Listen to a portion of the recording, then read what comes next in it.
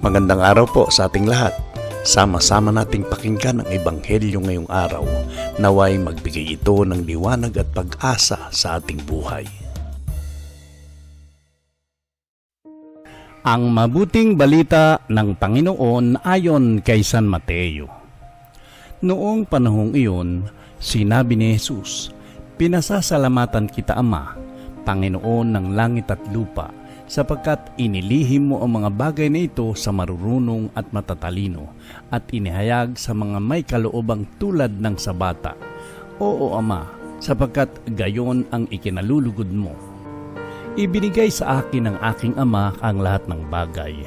Walang nakakikilala sa anak kundi ang Ama, at walang nakakikilala sa Ama kundi ang anak, at yaong marapating pagpahayagan ng anak. Lumapit kayo sa akin, kayong lahat na napapagal at nabibigatan sa inyong pasanin, at kayo'y pagpapahingahin ko. Pasanin ninyo ang aking pamatok at mag-aral kayo sa akin. Ako'y maamo at mababang loob at makasusumpong kayo ng kapahingahan para sa inyong kaluluwa, sapagkat maginhawang dalhin ang aking pamatok at magaan ang pasaning ibibigay ko sa inyo." Ang mabuting balita ng Panginoon. Mapagpalang araw ng linggo po sa ating lahat.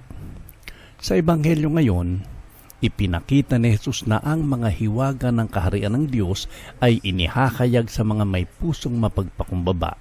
Hindi ito nakasalalay sa dami ng ating nalalaman, kundi sa ating pagtitiwala at pagiging bukas sa Diyos.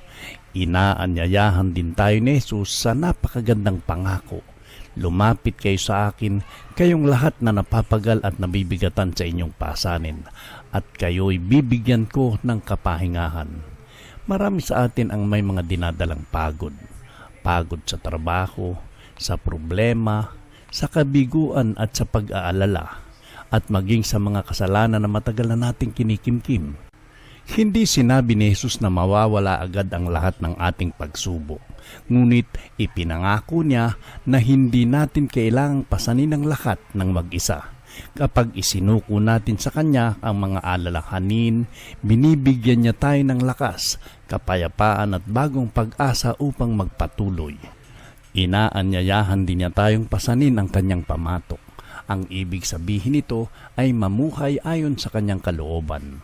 Isang buhay ng pagmamahal, kababaang loob, pagpapatawad at pagtitiwala.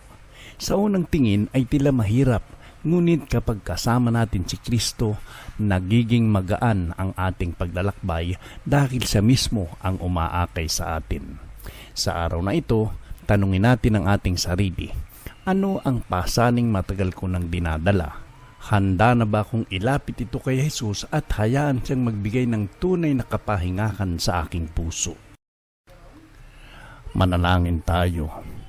Panginoong Jesus, maraming salamat sa iyong paanyayang lumapit sa iyo sa gitna ng aking pagod at mga pasanin. Alam mo ang lahat ng aking pinagdaraanan, maging ang mga sakit at alalahaning hindi ko masabi sa iba. Tulungan mo akong magtiwala sa iyong pag-ibig at huwag mabuhay sa takot o pangamba. Turuan mo akong maging mapagpakumbaba at sundin ang iyong kalooban sa bawat araw. Iniaalay ko sa iyo ang lahat ng aking problema, mga pangarap at mga hamon sa buhay. Palitan mo ang aking pagod ng iyong kapayapaan, ang aking pangamba ng iyong pag-asa, at ang aking panghihina ng iyong lakas.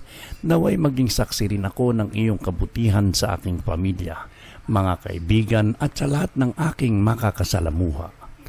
Amen. Mga kapatid, anuman ang bigat ng inyong dinadala ngayon, tandaan natin ang pangako ni Jesus. Hindi niya tayo iiwan na nag-iisa. Kapag lumapit tayo sa Kanya ng may pananampalataya at kababaang loob, natatagpuan natin ang kapayapaan na hindi kayang ibigay ng mundo. Pagpalain nawa kayo ng Panginoon at naway maranasan ninyo ang tunay na kapahingahan na nagmumula lamang kay Kristo.